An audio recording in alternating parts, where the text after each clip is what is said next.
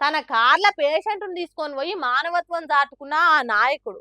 ఆపదలున్నోళ్ళకు ఆశ్రయం ఇచ్చిన మనసున్న ఈ నాయకుడు అనే వార్తలు చూసే ఉంటాం గానీ, హరీష్ రావు అసొంటి లీడరు. హరీష్ రావు సార్ తీరుగా సాయం చేసే నాయకుడు ఈ రోజులల్లా లేరనే చెప్పుకోవాలి.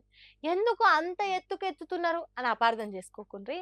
మేము ఎందుకు ఇట్లా అంటున్నామో సాయం పొందిన గీ అన్ననే చెప్తున్నాడు ఇనుండ్రి. దేవుడు అనే అతను ఏదో ఒక రూపంలో వస్తాడు అంటారు. దేవుడు హరీష్ రావు రూపంలో వచ్చి మాకు సహాయం చేసిండు. జీవితాంతం సారు కూడా అనుకుంటాం. ఏడవకే అన్న ఊకో ఊకో. ఇంతకు హరీష్ రావు సారు ఏం సాయం చేసిండు, మిమ్మలను ఎట్లా ఆదుకున్నాడు గజ్జు? మా పెద్దమ్మాయికి SVS Mahabubnagar private medical college మహబూబ్ నగర్లో తనకు ఎంఎస్ ఆప్థమాలజీలో పీజీ సీట్ రావడం జరిగింది. పీజీ సీట్ సంబంధించి ట్యూషన్ ఫీజు ప్రతి సంవత్సరము 7,50,000 ఉంటుంది. 3 సంవత్సరాలు కలిపి 22.5 లక్షలు అవుతుంది. నాకు ఈ రిజల్ట్ వచ్చిన తర్వాత సార్ని పోయి కలవడం జరిగింది. హరీష్ రావు సార్ని ఇంటికి వెళ్ళి సార్ని కలిసిన తర్వాత, ఒకవేళ మీకు అంత అమౌంట్ అడ్జస్ట్మెంట్ కాకపోతే ఇంటిపైన లోన్ తీసుకోపోయావు బాబు అని అడిగాడు. సార్ మా పిల్లలకు సంబంధించి కూడా నేను ఇంటిపైన లోన్ తీసుకున్నాను సార్ అని చెప్పి సార్ చెప్పగానే, సార్ ఇంకో మాట ఆలోచించకుండా, సరే బాబు నేను నా సొంత ప్రాపర్టీ అయినటువంటి నా ఇంటిపైన నేను ఎడ్యుకేషన్ లోన్ ఇప్పిస్తాను, అమౌంట్ తీసుకొని చదివించుకో, ఎక్కడ కానీ డబ్బు లేదని దాని కారణంగా పిల్లలను చదువు ఆపకూడదు అని చెప్పి సారు రిస్క్ తీసుకొని తొందరగా మాకు యూనియన్ బ్యాంక్లో మాకు లోన్ ఇప్పించడం జరిగింది.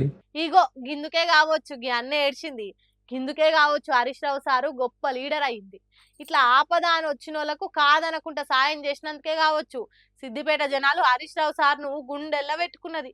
ఓ ఆడవిల్ల డాక్టర్ చదువు కోసం తన సొంత ఇంటిని బ్యాంకులో కుదవెట్టి పైసలు ఇచ్చిండంటే తన నియోజకవర్గం ప్రజలను తన పిల్లలు అనుకున్నాడు కాబట్టే ఇట్లా చేస్తున్నాడు.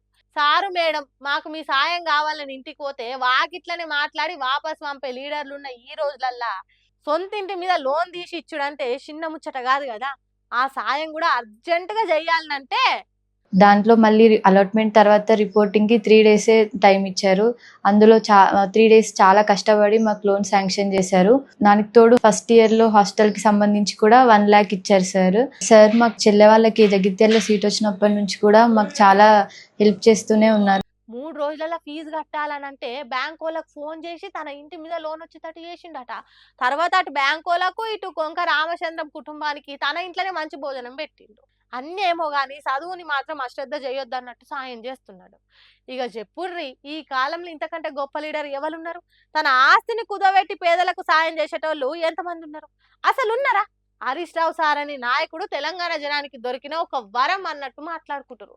ఇందుకే హరీష్ రావు సార్ అసొంటి ఎమ్మెల్యే మాకుంటే మంచిగుండా అనుకుంటారు.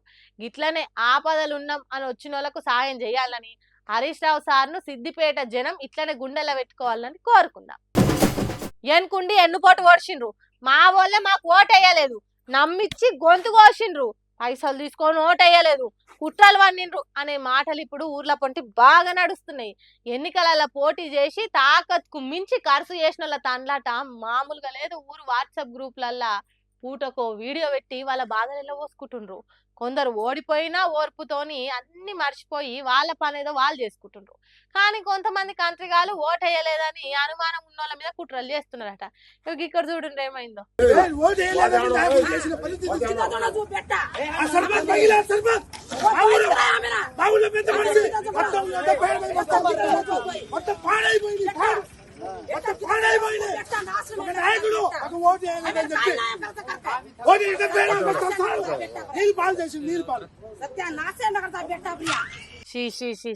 ఏం మనుషులరా మీరు?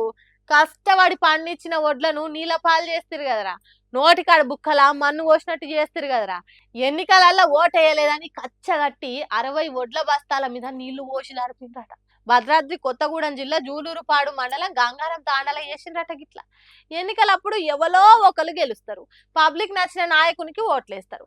ఆయనంత మాత్రాన ఇట్లా పగబట్టినట్టు చేస్తారా? 60 వడ్ల బస్తాలు ఆగం చేసిండ్రని రైతన్న నోరు బొంగు ఓంగొరుతున్నాడు. వాడెవడో ఇట్లా చేసినోడు పబ్లిక్ ఓటేయకుంటే మంచిగానే ఓడిచ్చిండ్రు. ఇసోంటి ఫాల్తు పనులు చేసేటోడు కాబట్టే, మంచి కోరనోడు కాబట్టే ఓట్లు వేయకుండా ఓడగొట్టిండ్రు.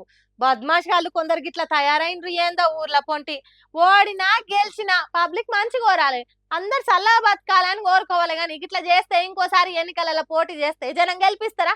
ఏం మనుషులు రా బాబాని తిడుతున్నారట ఈ ముచ్చట తెలిసిన వాళ్ళు.